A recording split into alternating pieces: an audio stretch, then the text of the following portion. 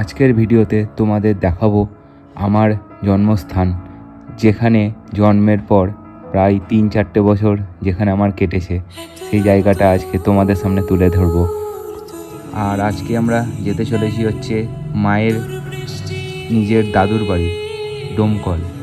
আজ মায়ের মামার ছেলের বিয়েটা 2 দিন আগে হয়ে গেছে, আজকে হচ্ছে রিসেপশান। তাই আমাদের আজকে গোটা ফ্যামিলির ইনভাইট আছে। প্রথম থেকে শেষ অবধি ভিডিওটা দেখো, আশা করি অবশ্যই ভালো লাগবে।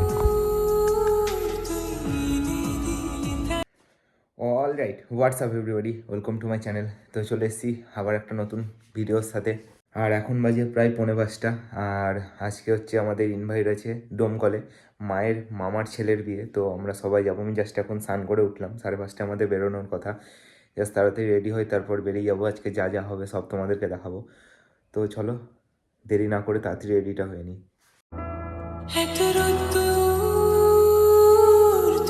তো আমার রেডি হওয়া কমপ্লিট। তো এখন বাজে প্রায় 5টা, আমি রেডি হয়ে গেছি। তো গাড়ি আসুক, তারপর বেরিয়ে যাবো। যা যা হবে আজকে সব কিছু তোমাদেরকে দেখাবো। দেখতে থাকো ভিডিও, আশা করি ভালো লাগবে।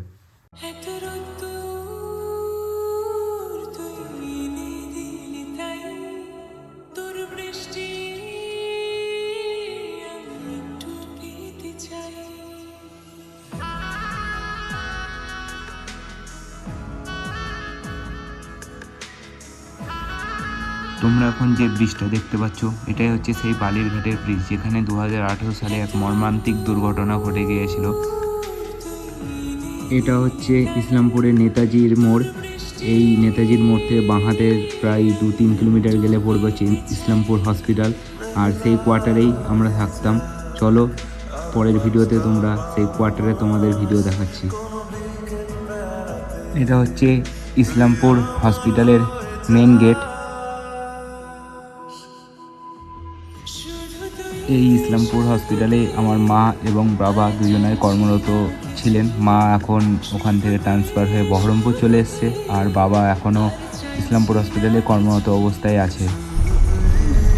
এই ভিডিওর বাঁ দিকে যে কোয়ার্টারগুলো দেখতে পাচ্ছ, যে কোয়ার্টারটায় আলো নিচ্ছে চলছে, সেই কোয়ার্টারেই আমরা থাকতাম। এখানে আমার জন্মের পর প্রায় 3-4 বছর কেটে গেছে। আর এই জায়গাটা হচ্ছে ডোমকলের বাস স্ট্যান্ড।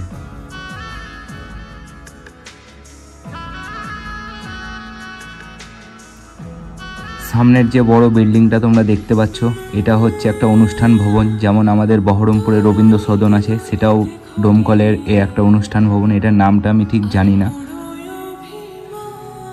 অবশেষে প্রায় 35 কিলোমিটার জার্নি করে পৌঁছে গেছিলাম আমার মামার দাদুর বাড়িতে। আর একেবারে আমার মায়ের দাদুর বাড়ির সামনেই যে মন্দিরটা তোমরা দেখতে পাচ্ছ, সামনে থেকে জাস্ট দারুণ লাগছিল, দারুণ।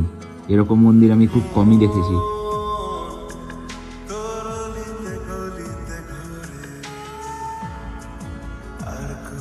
আর বিয়ে বাড়িতে ঢুকেই যে জিনিসটা আমার প্রথম চোখে পড়লো, সেটা হচ্ছে এই গণেশের মূর্তিটা। অসাধারণ লাগছিল দেখতে, অসাধারণ। আর ওখানে গিয়ে আমার একটু মাথাটা ধরে নিয়েছিল, সেই জন্য গিয়ে আমি নিয়ে নিয়েছিলাম ওখানে কফি। আর কফি খাওয়ার কিছুক্ষণ পরেই খিদে পেয়ে গেছিলো, তাই তখন একটু নিয়ে নিয়েছিলাম চিকেন পকোড়া। আর তারপরে চলে গেছিলাম মা বাবার সাথে মায়ের মামার ছেলে আর ছেলের বউয়ের সাথে দেখা করতে।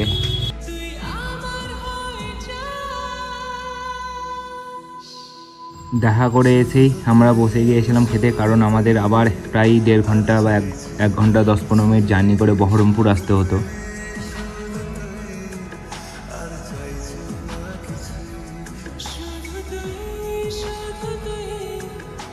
আর প্রথমে নিয়ে নিয়েছিলাম একটু রাধাবল্লভী আর চানা মশলা, বেশি কিছু খাইনি। আর তার সাথে তারপর নিয়েছিলাম হচ্ছে ফ্রাইড রাইস আর মাটন আর চাটনি, আর শেষে নিয়েছিলাম দই আর মিষ্টি। খাওয়ার পরে ওখানকার সবার সাথে দেখা করে তারপর আমরা ওখান থেকে রওনা দিই বহরমপুরের উদ্দেশ্যে। প্রায় তখন 10:30 বাজে আমরা পৌঁছাই হচ্ছে বহরমপুর। তো এখন বাজে হচ্ছে 10:40, সবে বাড়ি ঢুকলে এখনও ড্রেসও চেঞ্জ করিনি। তো ভিডিও কেমন লাগলো আজকের ভিডিওতে এইটুকুই। দেখা হচ্ছে কালকের আবার ভিডিওতে, স্টে টিউনড।